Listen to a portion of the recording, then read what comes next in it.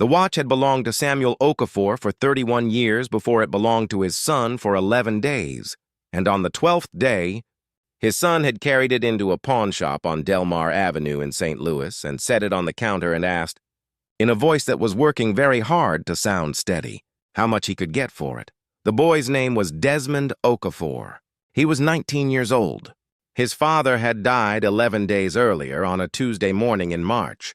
from the cancer that had been moving through him for 14 months, a span of time during which Desmond had watched his father go from a man who coached youth basketball at the community center on weekends to a man who needed help standing up from a chair. The specific and merciless arithmetic of terminal illness reducing his father, week by week, into something smaller than the person Desmond had known his entire life. Samuel had raised Desmond alone since Desmond was 4. After Desmond's mother had left in circumstances Samuel had never fully explained and Desmond had eventually stopped asking about, understanding somewhere in his teenage years that some questions are not actually about getting an answer, but about whether asking them will reopen something better left closed. What he knew, pieced together from fragments over the years, was that his mother had struggled with addiction in ways that had made staying impossible for her and dangerous for Desmond, and that his father had never once spoken about her with bitterness, only a quiet and complicated sadness that surfaced rarely and was never directed at Desmond himself. Samuel had worked for 26 years as a maintenance supervisor for the city's parks department, a steady, unglamorous job that had been enough, combined with careful management and a refusal to spend money on anything that was not strictly necessary, to raise a son in a small but well-kept apartment on the north side of the city, to keep that son fed and clothed and supplied with the specific things that mattered to Samuel even when money was tight. Books, mostly, and the entry fees for the basketball leagues Desmond played in throughout his childhood, leagues that Samuel eventually started coaching himself. First because the previous coach had quit and someone needed to step in, and then because he discovered, in his late 30s, an unexpected gift for working with kids that he had not known he possessed. The watch had been a gift from Samuel's own father. Desmond's grandfather, a man named Eustace Okafor, who Desmond had never met, who had died before Desmond was born. A Nigerian immigrant who had arrived in the United States in 1961 with almost nothing and had worked 30 years in a steel mill in Gary, Indiana before retiring with very little to show for it beyond a small pension and the specific dignity of a man who had supported his family without complaint through decades of difficult and dangerous labor. The kind of work that wore down hands and backs and lungs, but that Eustace had always described, according to Samuel, as honest work that fed his children, which to him was the only measure of a job's worth that ultimately mattered. Eustace had bought the watch, a simple but well-made mechanical piece, second-hand in 1968, with money he had saved for almost a year, and had given it to Samuel on the occasion of Samuel's high school graduation, the first member of their family to complete that particular milestone, with the specific instruction, which Samuel had repeated to Desmond many times over the years, that the watch was meant to mark the moment a boy understood that his future was something he was now responsible for building himself.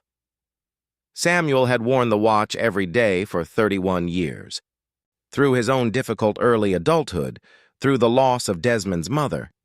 through 26 years of maintenance work that had been hard on his hands and his back, but that he had never once described to Desmond as beneath him, through the slow accumulation of a life built carefully and without much margin for error. He had given the watch to Desmond 2 weeks before he died, in a hospital room that smelled like antiseptic and the specific exhaustion of a long illness, and had said, in a voice that had grown thin by then but had not lost its essential steadiness, that the watch was Desmond's now, that it had marked the moment his own father understood Samuel's future belonged to him, and that Samuel hoped it would mark the same thing for Desmond.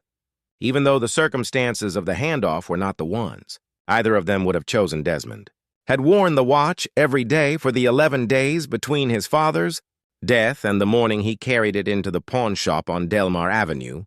and the decision to pawn it had not been made lightly or quickly. It had been made over the course of those 11 days, through a specific and unforgiving mathematics that Desmond, at 19, found himself navigating largely alone for the first time in his life. Samuel's death had not come with significant savings attached to it. The 14 months of illness had eaten through what modest reserves Samuel had built over his career, medical costs that insurance had covered only partially, the specific financial erosion that long illness brings even to families who had managed their money carefully. There was a small life insurance policy through Samuel's job with the city, but the payout, Desmond had learned in a difficult conversation with a benefits administrator 3 days after the funeral, would take 6 to 8 weeks to process, a timeline that did nothing to address the rent due on the apartment Desmond was still living in, the apartment he had grown up in, the apartment that represented in a very literal sense the only home he had ever known. Desmond was 3 semesters into a degree in mechanical engineering at a local university, attending on a partial scholarship that covered tuition but not living expenses, working part-time at a hardware store on weekends and a few evenings during the week to cover the gap. A fragile financial arrangement that had functioned only because Samuel had been able to cover rent and the larger household expenses through his city salary. With Samuel gone and the insurance payout still weeks away, Desmond was facing a specific and immediate crisis. Rent due in 4 days, $420 he did not have, and no clear path to getting it beyond the kinds of desperate measures that 19-year-olds in this position have always had available to them, measures that mostly involved giving up something that mattered in exchange for something that mattered more urgently. He had considered, and rejected, several other options before the watch, lying awake at night cycling through every possibility he could think of. He had asked his hardware store manager for an advance on his paycheck and been told, not unkindly but firmly, that the store's policy did not allow it. He had reached out to a cousin in Memphis who he knew had some money but who, it turned out, was navigating his own financial difficulties and could offer only $40, which he sent immediately and apologetically. He had looked with a specific and exhausting thoroughness through every closet and drawer and box in the apartment, through everything he and his father had owned, trying to identify anything else of value he could sell, and had found almost nothing. The household having been built deliberately, around necessity rather than accumulation, Samuel having spent 3 decades avoiding exactly the kind of possessions that could be liquidated in an emergency because he had never had the margin to acquire them in the first place. The watch was, in the end, the only thing of meaningful value Desmond had access to. He had held it for a long time on the night before he took it to the pawn shop, sitting on the edge of his bed in the apartment that felt, in the 11 days since his father's death, both completely familiar and entirely strange. The specific texture of grief that makes ordinary spaces feel different once the person who animated them is gone. He thought about his grandfather, a man he had never met, saving for almost a year to buy this watch in 1968. He thought about his father wearing it for 31 years, through everything that 31 years had contained. He thought about what it meant that the watch had been given to him. Twice now, in moments meant to mark the beginning of independence. His father's graduation and now his own entry into an adulthood that had arrived faster and harder than either of them had wanted. He decided, finally, somewhere around 2 in the morning, sitting alone in a quiet apartment that had never before felt this empty, that his father would have wanted the rent paid more than he would have wanted the watch kept. A calculation that felt, even as he made it, like a kind of betrayal he was choosing anyway, because the alternative, losing the apartment, losing the last physical space where his father's presence still lingered in the specific arrangement of furniture and the particular smell of the kitchen and the small accumulated evidence of a life lived there for 15 years, felt like a larger and more unacceptable loss.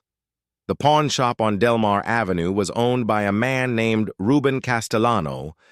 who had run the shop for 23 years, inheriting it from his own father, who had opened it in 1979. Ruben was 61 years old, a heavy-set man with reading glasses that lived permanently on a chain around his neck, who had developed over more than 2 decades behind the counter a specific and reliable instinct for the difference between people who were pawning items as part of an ordinary transactional relationship with the shop, People who used pawn shops the way some people use credit cards, as a routine tool for managing cash flow, and people for whom walking through his door represented something closer to a crisis, a last resort arrived at after exhausting every other option. Desmond was, unmistakably, the second kind, and Reuben had recognized this within the first 30 seconds of the boy walking through his door. The careful way he held the small box containing the watch, the specific tension in his shoulders, the visible effort it was taking him to keep his composure as he approached the counter. Reuben examined the watch carefully, the way he examined everything,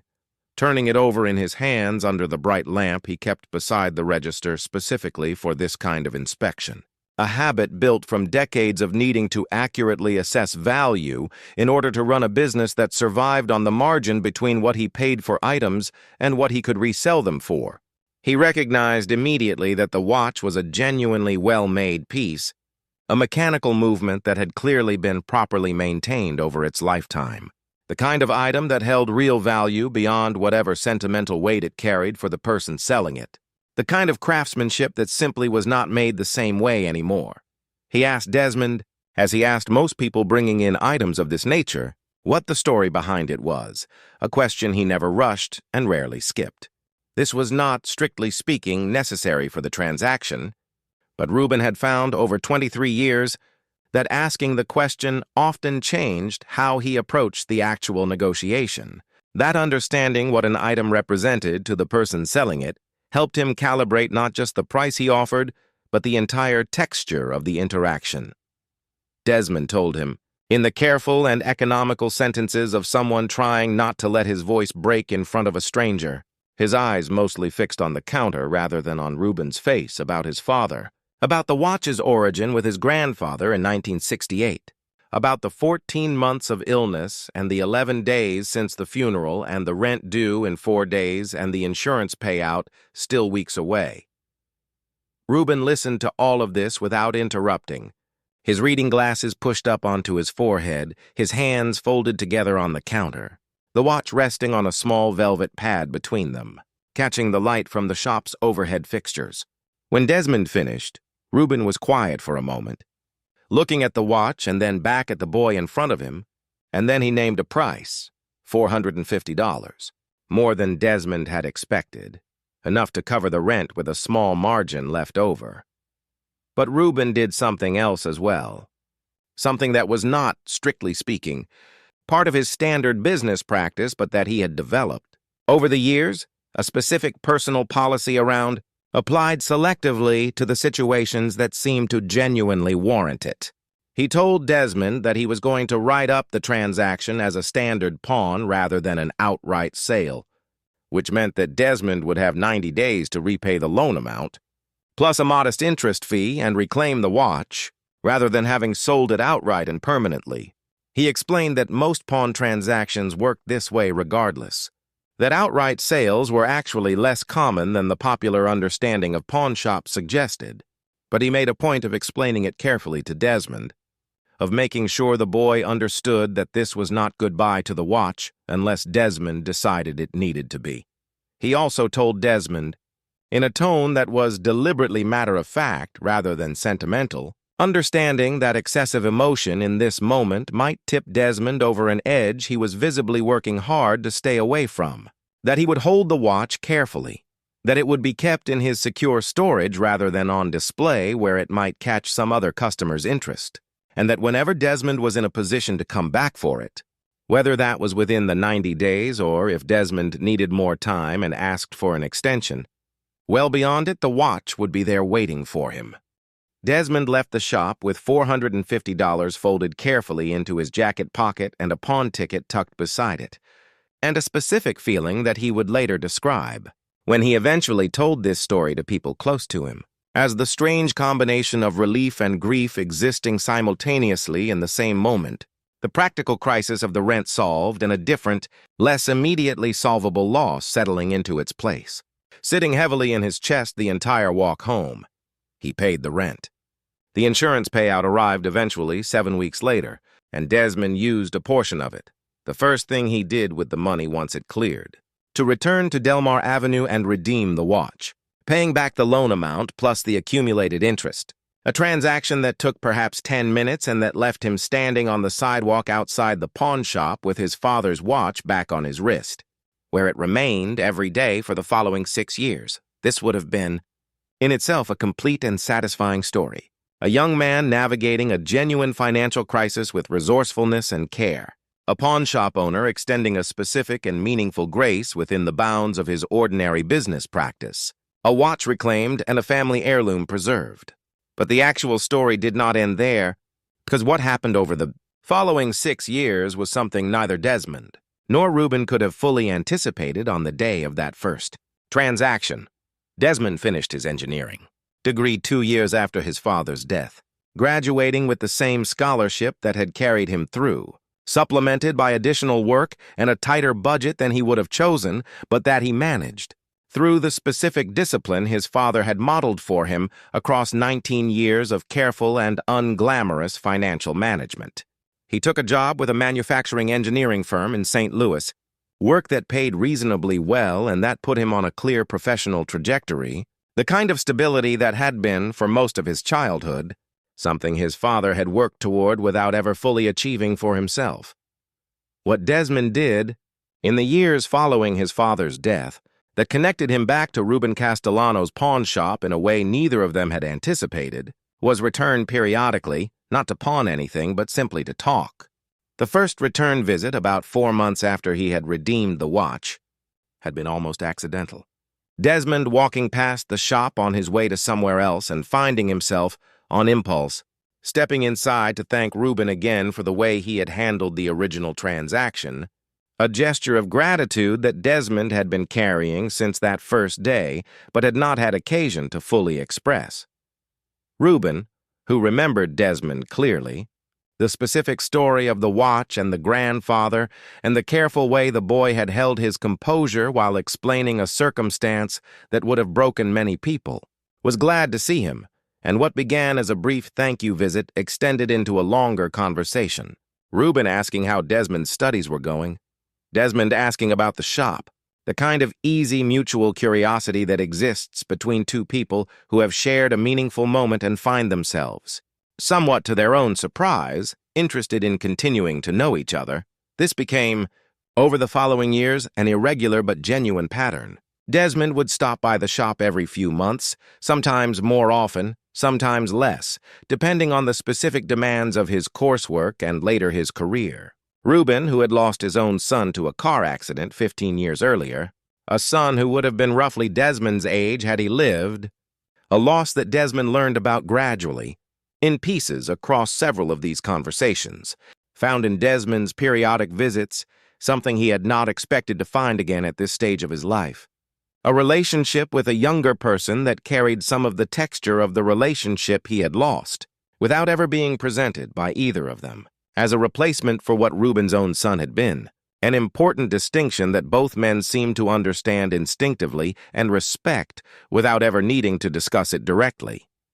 Reuben taught Desmond, across these years of irregular visits, things about the watch business and about mechanical objects generally that connected, in ways Desmond found himself genuinely interested in, to his own engineering education, the specific craft of horology, the careful mechanical logic of how a well-made watch actually functioned, the tiny tolerances and precisely machined components that made the difference between a piece that would last decades and one that would fail within years, knowledge that Reuben had accumulated across more than 4 decades around the shop, first watching his own father work and then developing his own expertise through years of patient practice and the occasional costly mistake that had taught him more than any success could have. Desmond, in turn, brought a younger person's energy and technical curiosity to these conversations that Reuben found himself genuinely enjoying, an exchange of knowledge and company that benefited both of them in ways neither had specifically sought out. 6 years after the original transaction,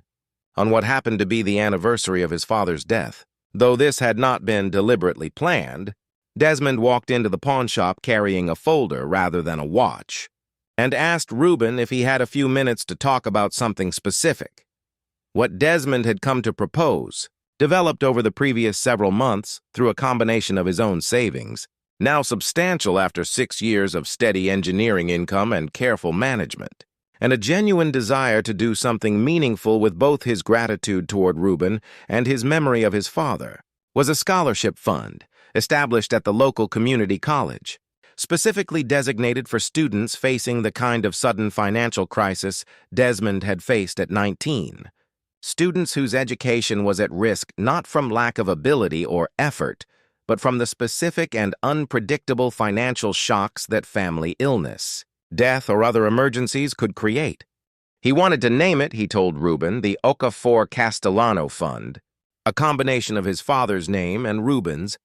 a gesture that Desmond explained carefully was meant to honor both the original gift of the watch from his grandfather to his father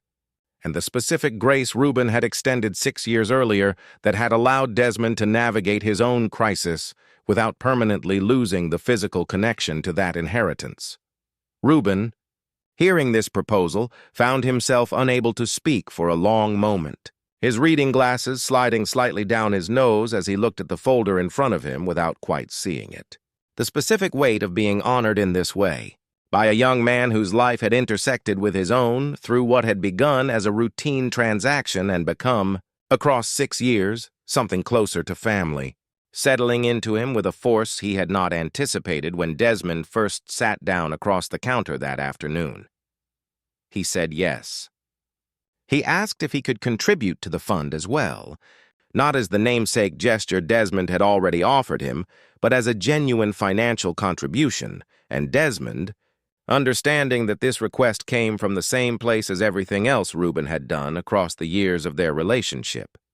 the specific instinct to participate rather than simply receive, agreed. The fund was established that year and has, in the time since, helped 11 students complete degrees they would otherwise have had to abandon, each of them facing some version of the crisis Desmond had faced at 19, a parent's sudden illness, a family emergency that drained whatever savings existed, the specific and unpredictable financial shocks that can derail an education overnight, and each of them receiving not just financial support, but when they wanted it, the specific mentorship that both Desmond and Reuben had come to believe mattered as much as the money itself, the understanding that someone who had survived a similar crisis was available to talk to offer the kind of practical and emotional guidance that a financial award alone could not provide. Desmond still wears his father's watch every day, the same piece his grandfather had saved a year's wages to buy in 1968, still keeping time the way it had for more than half a century. He has, in the years since establishing the fund, begun a tradition of bringing each new scholarship recipient to meet Reuben at the shop, not as a formal requirement but as an invitation. A chance for these students to understand the specific story behind the fund that was helping them, the watch and the grandfather and the 11 days and the $450 and the grace of a pawn shop owner who had chosen, on an ordinary afternoon in March, to treat a 19-year-old's crisis with more care than the transaction strictly required, a choice that Reuben himself, on his more reflective days, says he never thought of as remarkable at the time, only as the obvious thing to do. Before you go, I want to leave you with the specific shape of what this story actually contains. A watch is, in the end, just an object, a mechanical device for telling time, and the $450 Desmond received for it was, in the end, just money.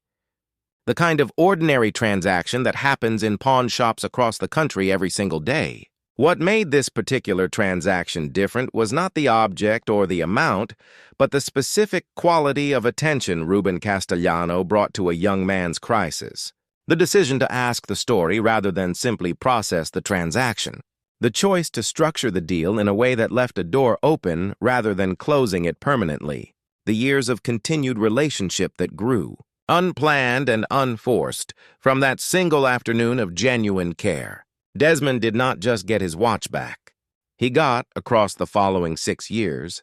something closer to a second father figure, a relationship that eventually grew large enough to help 11 other young people navigate their own versions of the crisis he had faced. Tell me in the comments, has a stranger's small kindness during your hardest moment ever grown into something you could not have predicted? I want to hear your story. And if this moved you, share it today with someone who needs to remember that the way we treat people in their worst moments can echo for years. Subscribe and turn on the bell. The next story is coming. Thank you for watching all the way to the end. I will see you in the next one.